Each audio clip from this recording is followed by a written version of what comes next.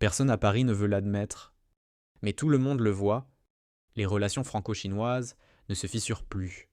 Elles s'effondrent morceau par morceau, sous nos yeux, comme un vieux pont qu'on a arrêté d'entretenir depuis trop longtemps. Et pendant que le gouvernement tente encore de sauver les apparences, le reste du monde, Louis, éclate de rire. Ce qui se passe en ce moment dépasse la simple maladresse diplomatique. C'est une humiliation en haute définition, diffusée à l'international. Tout commence par une vidéo virale en Chine. Une simple juxtaposition de deux discours de Macron, avant et après l'élection, mais montée avec une précision chirurgicale qui tranche comme une lame. À gauche, un Macron de campagne, le doigt levé, promettant un contrôle permanent des frontières, une intransigeance totale, une fermeté affichée. À droite, le même homme, élu, adoucissant soudainement le ton, expliquant qu'il ne s'agit pas de fermer les frontières, que personne n'a jamais parlé de ça. Ce contraste brutal, amplifié par les sous-titres chinois, fait l'effet d'une déflagration. Sous la vidéo, des milliers de commentaires pleuvent et ils n'ont aucune pitié. Certains écrivent que Macron ment pire que leurs propres dirigeants. D'autres demandent comment un responsable politique peut changer de discours avec une telle aisance. Beaucoup résument la situation en une phrase glaciale. Voilà pourquoi la France dérive. La vidéo devient un symbole, un mème politique, un signe de faiblesse que les internautes chinois dissèquent sans retenue. Et ce qui choque encore plus, c'est que ce n'est pas une attaque officielle de Pékin. Ce n'est pas un communiqué diplomatique. Ce n'est pas un discours menaçant. Non, c'est pire. C'est la population, les plateformes chinoises, l'opinion publique étrangère qui se moquent ouvertement d'un président français, comme si renier ses promesses électorales était devenu une blague internationale. Quand une superpuissance commence à fact-checker ton chef d'État à travers des mèmes, ce n'est plus une simple maladresse, c'est une perte de prestige.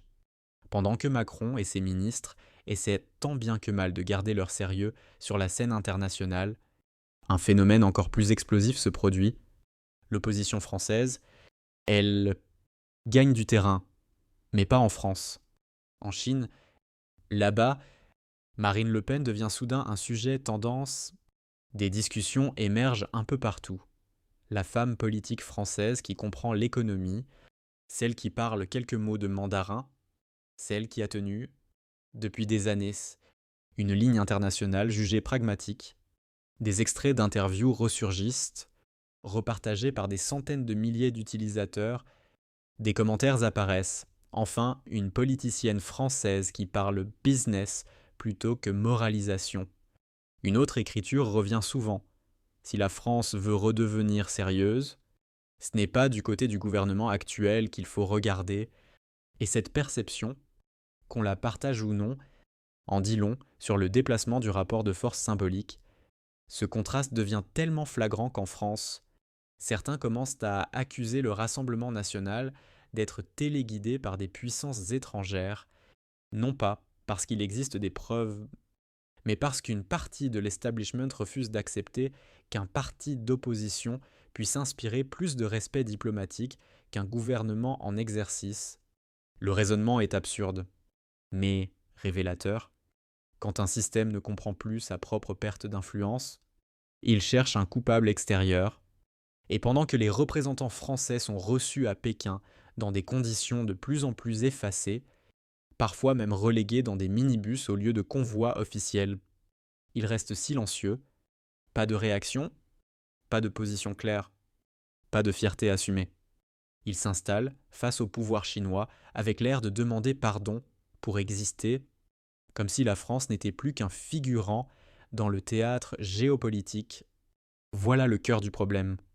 Là où le gouvernement paraît s'enliser dans la confusion, l'opposition, elle, parvient à discuter avec des acteurs internationaux d'égal à égal. Que l'on approuve ou non cette évolution, elle est là, visible, documentée, analysée, et c'est précisément cette dynamique qui affole l'establishment Ce qui se joue maintenant dépasse largement la petite politique intérieure française, pendant que Paris s'enferre dans des querelles idéologiques. Pékin avance à vitesse de croisière, calculant, planifiant, anticipant 10 ans à l'avance. Et pour la première fois depuis longtemps, on voit très clairement de quel côté la balance penche. Les dirigeants chinois ne perdent jamais de temps avec ce qu'ils considèrent comme fragile, instable ou incohérent. Ils regardent où sera le pouvoir demain, pas où il prétend être aujourd'hui, et à leurs yeux, ce n'est plus Macron qui incarne l'avenir politique français, c'est là que tout devient explosif. Les analystes chinois scrutent les élections municipales françaises, la montée des sondages, les prises de parole de l'opposition.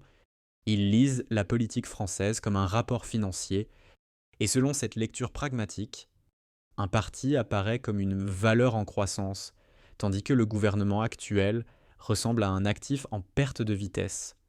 À Pékin, on ne s'en cache même plus. La Macronie n'est plus perçue comme un interlocuteur incontournable, mais comme une structure usée, divisée, sans direction claire. Quand certains médias français hurlent à l'extrême droite, Pékin, Louis, pose des questions concrètes. Avec qui pourra-t-on signer des accords dans 4 ans? Qui tiendra sa parole une fois au pouvoir? Qui comprend nos priorités stratégiques? Qui décroche le téléphone quand on appelle? C'est ce contraste brutal qui alimente la dynamique actuelle et qui dérange tant l'establishment parisien, car la réponse est de plus en plus évidente. La Chine penche vers le courant politique français qui lui semble le plus stable, pas celui qui crie le plus fort des slogans moralisateurs. Cette réalité éclate encore plus au grand jour depuis que Jordan Bardella lui-même a commenté le nouveau plan quinquennal chinois. Là où le gouvernement français se débat dans des polémiques sur l'énergie, les ministères chinois alignent les investissements massifs dans l'intelligence artificielle, la robotique, le quantique, les nouveaux matériaux. Ils ne discutent pas pendant des années, ils exécutent, et dans 5 ans, si rien ne change chez nous, la France se retrouvera reléguée non seulement économiquement, mais technologiquement, politiquement, stratégiquement. Pendant ce temps-là, que fait Paris? Le pays brûle des milliards dans des projets incohérents, dans une bureaucratie paralysante, dans des réformes incompréhensibles. Nous envoyons des ministres déboussolés au G20, nous mettons des bâtons administratifs dans les roues de nos propres entreprises. Et nous regardons les opportunités internationales s'évaporer les unes après les autres. Renault, Airbus, LVMH, toutes ces entreprises qu'on supplie de rester prudentes avec la Chine, alors qu'elles y construisent leurs usines les plus modernes. Pourquoi? Parce qu'en France, la stagnation administrative et l'instabilité économique les étranglent. Voilà la contradiction gigantesque que tout le monde voit, sauf ceux qui gouvernent. Et il y a pire encore. Pékin observe un gouvernement français obsédé par le symbolique, par les discours moraux, par le besoin de se faire applaudir à Washington, même si cela va à l'encontre des intérêts de la France elle-même. Comment une puissance mondiale pourrait-elle prendre cela au sérieux? Les dirigeants chinois ne regardent pas ce qu'un président dit à la télévision, ils regardent ce qu'il produit, ce qu'il décide, ce qu'il assume et ce qu'il voit en ce moment. C'est un exécutif affaibli, dispersé, sans vision, incapable de préserver la compétitivité de son propre pays. Face à cela, l'opposition française apparaît, dans leur analyse, comme un bloc plus cohérent, plus lisible, plus capable d'adopter une politique étrangère réaliste, non pas parce qu'elle serait infiltrée ou manipulée, comme certains voudraient le faire croire, mais simplement parce qu'elle propose une relation bilatérale structurée, respectueuse, dépouillée de leçons de morale inutiles. Et lorsqu'on compare cela à l'attitude macronienne, le contraste est féroce. D'un côté, une opposition qui connaît la culture chinoise, qui a étudié ses mécanismes de décision, qui observe sa stratégie mondiale et propose d'y répondre intelligemment. De l'autre, un gouvernement qui se présente comme professeur du monde, qui sermonne une superpuissance comme si elle devait encore apprendre les règles du jeu diplomatique. Voilà pourquoi ce qui se passe en ce moment est historique. Pour la première fois depuis des décennies, une grande puissance mondiale semble prendre plus au sérieux l'opposition française que son gouvernement en place. Que cela plaise ou non, ce renversement symbolique révèle l'état réel de la France contemporaine, là où Macron voit encore une influence imaginaire, Pékin voit une structure politique essoufflée, là où le gouvernement réclame du respect, la Chine répond par des vidéos virales et du sarcasme, là où Paris tente de sauver la face. L'opposition, elle gagne en crédibilité internationale. Vous pouvez aimer ou détester ce phénomène, mais impossible de l'ignorer. La diplomatie mondiale ne se joue plus dans les discours bien-pensants, elle se joue dans la cohérence, la puissance, la vision à long terme. Et de ce point de vue, la France, aujourd'hui, donne l'image d'un pays qui se tire lui-même dans le pied. Maintenant, je vous laisse juger. Si vous étiez à la place d'un analyste chinois observant la scène française, entre un pouvoir qui se contredit et une opposition qui se structure, où placeriez-vous votre confiance ?